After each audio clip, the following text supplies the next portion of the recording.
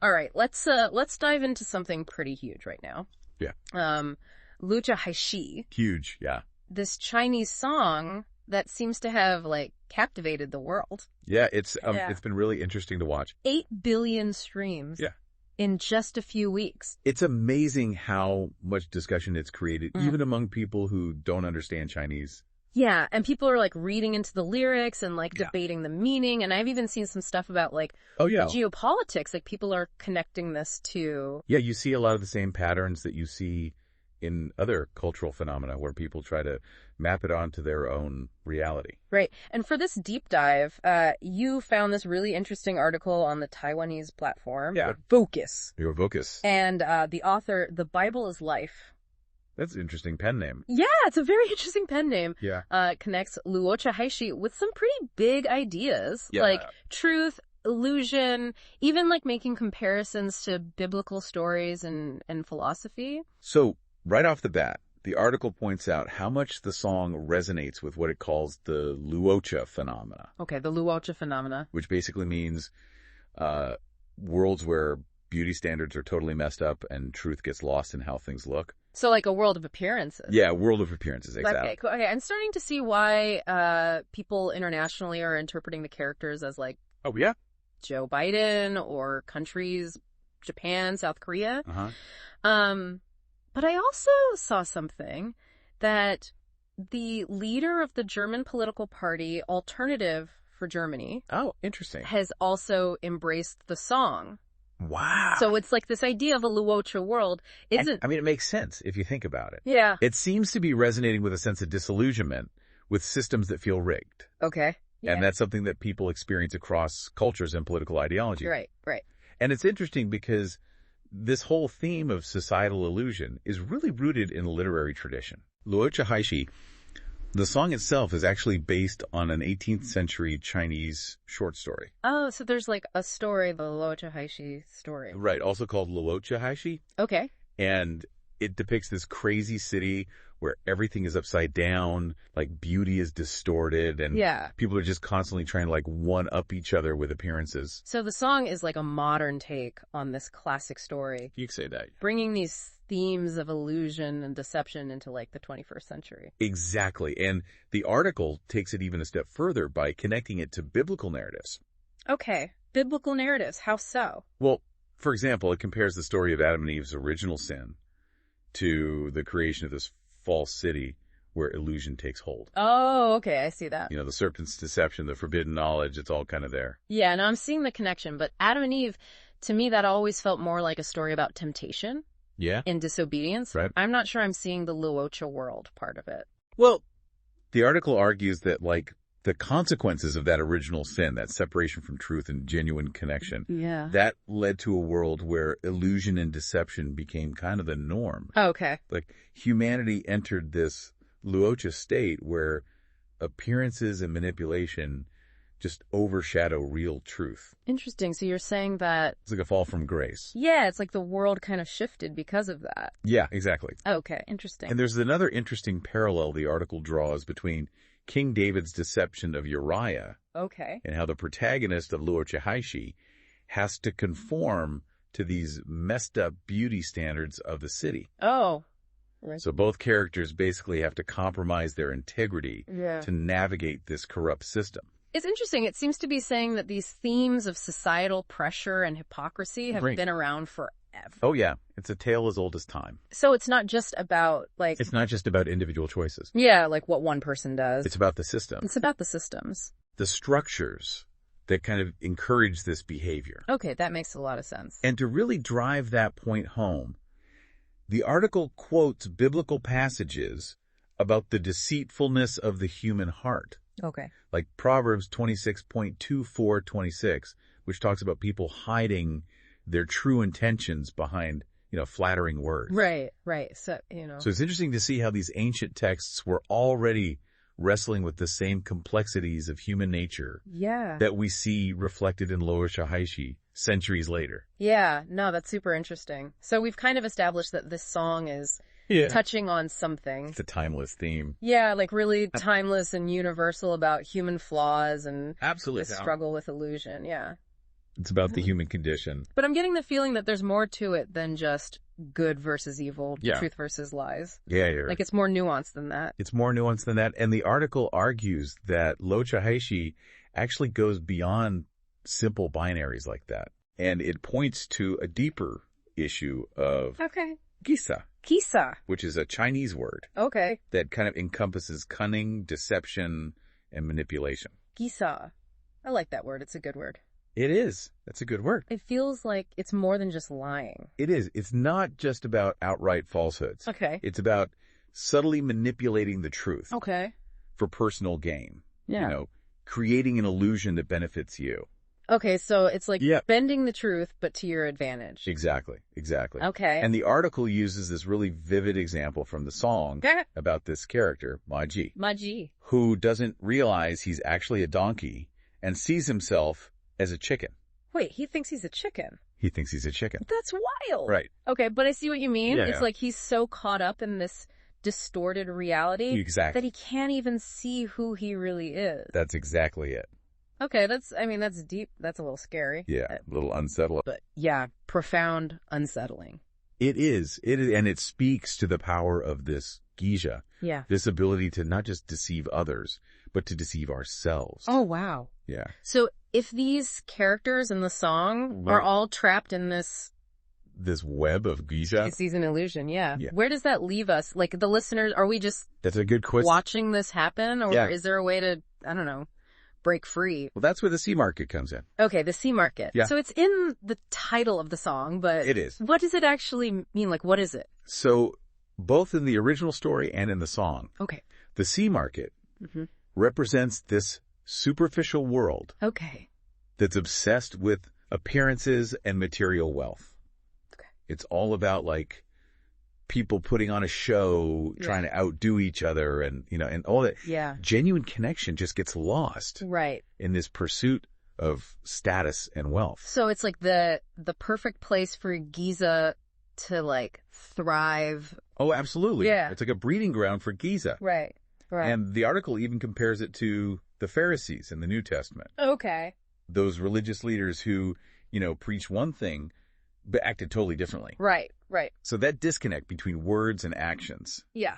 That's a classic example of Giza in action. Like, do as I say, not as I do. Exactly. Yeah, it's hypocrisy. It's hypocrisy. And you see that everywhere. You see it everywhere, exactly. And that's what's so interesting about this whole Luo Chihaishi phenomenon. Me too. It's not just an old story or a catchy song. Right. It's like... It reflects the human condition. Yeah, it's like reflecting something back at us. It really does. About ourselves and the world? It does. Okay. It's about those struggles we face in a world where truth and illusion are constantly kind of intertwined. Yeah, that's a good point. But with all this talk of Giza and deception... I'm feeling like I need a life raft to get out of this. It could be overwhelming. Sea of Giza. Yeah. Yeah. So where does the article go from here? Well, it takes a really interesting turn by bringing in the philosopher Ludwig Wittgenstein. Okay, philosophy is not really my thing, but I'm listening. Okay. How does he fit into all of this? So Wittgenstein believed that a lot of philosophical problems come from like misunderstandings about language and how we use it. Yeah. And the article quotes him on this and asks, does his philosophy kind of suggest that we're helpless? Okay. In the face of these societal illusions? Okay.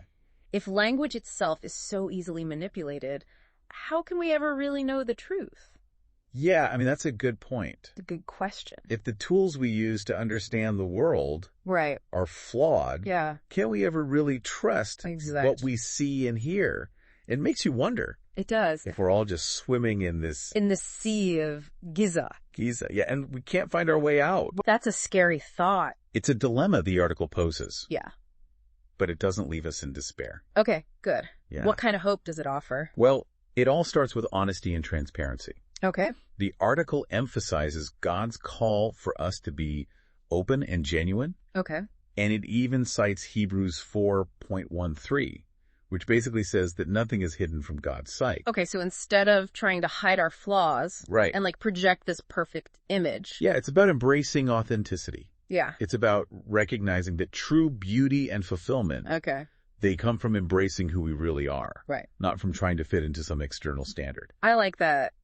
I like that shift from despair to hope. Yeah. But I have to admit, all this talk about truth and illusion, it feels a little abstract. It can be. Yeah. It can be. Does the article offer any, practical steps? Yeah. On how to navigate this luocha haishi in our own lives? It does, and it's surprisingly simple. It suggests starting with a genuine, how are you? Wait, that's it? It might seem small. Yeah. But it represents a shift away from these superficial interactions that we have all the time. Yeah. Towards something deeper and more meaningful. Okay. Instead of getting caught up in performances and facades. Yeah. We can choose to engage authentically. Okay. To really see and hear each other. I love it. It's such a simple question. It is. But with real intention. Yeah. Behind it. It's like this little act of rebellion against the geese of the world. Exactly. It's a way to cut through the noise and connect on a human level. I like that. And that's really powerful. That's a powerful takeaway from this whole deep dive. Yeah. Even in a world full of illusion and deception, there's always space for authenticity and real connection. That's good. That's good. Yeah. I needed that after all the Giza talk. Yeah, it's good to end on a hopeful note. Yeah. For sure. For sure. That's really true. And it makes you think about Dao Lang like the artist himself. Yeah. The article mentioned that he was kind of under the radar for over a decade before this song just exploded. Yeah, for 13 years. Yeah. He was kind of sidelined in the Chinese music scene. Wow. And the article suggests that maybe that was a blessing in disguise. Okay. How so? Well, maybe it gave him time to really hone his craft. Okay. And, create something truly unique. So it's like his own story kind of echoes. Interesting. The themes of the song. Yeah, it's like he was overlooked. Yeah. Underestimated. Right. And then he emerges with this powerful message. Yeah. That's resonating globally. It's like another layer to this whole phenomenon. Absolutely, yeah. And speaking of layers, we haven't even touched on the music of luocha haishi itself. Right. It's not just the lyrics that are captivating. Yeah. The music is really interesting, too. Okay. It blends these traditional Chinese instruments with modern sounds. Right. In a way that's both familiar and new. You know what? You're right. Yeah. I've been so focused on I know, the lyrics are so dense. The lyrics and the meaning. Yeah. That I honestly haven't really thought about the music that much. Right. And you're right. There is something about that mix of the old and the new sounds. Yeah, it creates a bridge. Yeah. Between different musical worlds. Okay. Kind of like how the song's themes bridge cultures and time periods. Yeah. I think that probably helps explain why it's so popular everywhere. Definitely, yeah. And don't forget the intrigue. Okay, the intrigue. The lyrics are full of symbolism and allegory. Right. It's like a puzzle. Okay. That people are trying to solve. Yeah. I mean, people love a good mystery. Exactly. And this song definitely provides that. Yeah. And let's be real. Yeah. A little controversy never hurts. Never hurts, no. When it comes to getting attention. It gets people talking. And all the rumors about the song being a critique of certain people in the Chinese music industry. Right. That's definitely added to the hype. It's definitely added fuel to the fire. But you know what I think it really comes down to? It's those universal themes, Absolutely. The hypocrisy, the search for truth. Yeah. The struggle against all these illusions. The human experience. Yeah. Those are things that everyone can relate to. No matter where you're from or what your background is. Right. Yeah. It's the song is holding up a mirror to society. It is. And making us confront these... It makes us look at ourselves. Uncomfortable truths about ourselves and the world. It's a powerful thing. And we're seeing this Giza play out everywhere. It's not just in some made-up sea market. Right. It's everywhere. It's in our everyday lives. It is. And that makes me think, how do we deal with that? How do we... That's the question, right? Yeah, how do we live... How do we navigate this world? In this world. Where truth and illusion are so blurred. Yeah, it's tough. It's a challenge. Especially after this whole deep dive into all the ways we can be tricked. Right. It can be a little overwhelming. Yeah. Any advice for our listener? Well, I think a key takeaway is the importance of cultivating discernment. Discernment. Okay. Yeah, we need to be critical thinkers. Okay. Questioning the narratives we're given, right? Examining our own biases, looking for evidence, before we just believe something. So it's we need to develop a Giza detector. I love that, a Giza detector. Yeah, some way to sense when we're being manipulated or something's not quite right. And I think part of that comes from self-awareness. Okay. Self-awareness. Yeah, the more we understand our own weaknesses. Okay.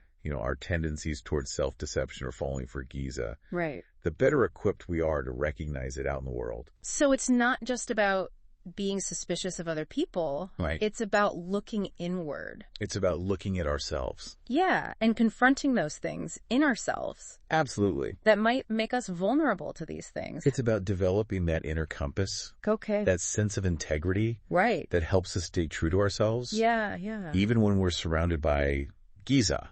And that brings us back to what the article suggests. Yeah. About starting with a genuine, how are you? Yeah. It might seem simple. Yeah. But in a world that's so obsessed with how things look, right, that real desire to connect can be really powerful. I agree. And I think that's a good place to start wrapping up this deep dive. Yeah. What are your final thoughts? Well, first I would say don't let the whole Luo Chahaishi thing get you down. Yeah. It's easy to feel overwhelmed. Right. By all the ways truth can be distorted. It can be a lot. But I actually feel hopeful after this discussion. It reminds me that even in a world full of Giza, we have the power to choose authenticity. That's a good point. To look for real connection. Yeah. And to be a force for truth. I love that. In our own lives. That's beautifully said. Thanks. Yeah, I think that's a perfect note to end on. Yeah. Thanks for joining us on this journey into the world of Luo Chahaishi. Yeah, it's really been a journey, hasn't it? It has. I mean, we started with this, earworm song, and we ended up talking about ancient Chinese literature, the Bible, philosophy, even, geopolitics. It's amazing. Who knew that Luo Chahaishi could be, a gateway to all these big ideas? Yeah, it just shows you how a single piece of art can, spark all these different conversations. Yeah. And connect us across cultures and time periods. It's true. I think Luo Chahaishi really just reminds us that we're all dealing with the same questions about truth and illusion. Yeah, and how to, live in a world that often feels like a sea market. Yeah. Full of deception. Exactly. And maybe, just maybe, one way to deal with that is to start with something as simple as, how are you? Yeah. A genuine how are you? A real how are you? The small thing, but it's a big shift in how we think. Yeah. It's about choosing authenticity over putting on a show. Like you said, it's like this tiny rebellion against all the Giza out there. Exactly. It's like saying, I see you, I hear you, and I actually care. And it makes me think back to what we were talking about before with self-awareness. Right.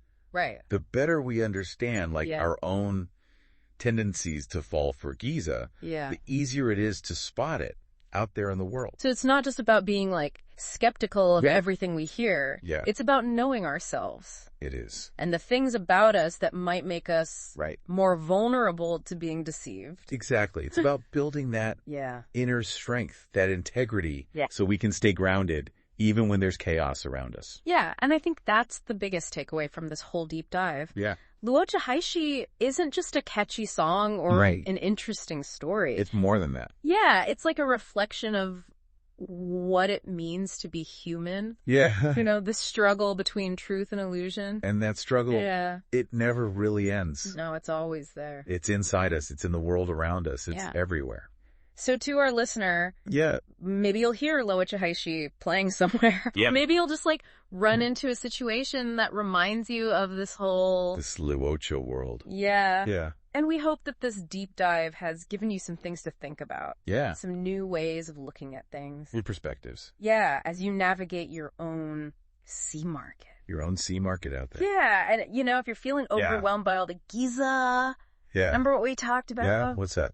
The power of a genuine, how are you? Oh yeah, just a real connection. A real connection. And it could be the first step. It could be. To something more authentic and more meaningful. I love that. That's a great way to put it. Yeah. Yeah, it's been great diving into Luo Chahaishi with you today. Yeah, it has been fun. And thanks to our listener for joining us. Yes, thank you. On this deep dive. Yeah. And until next time. Yeah. Keep exploring. Keep exploring.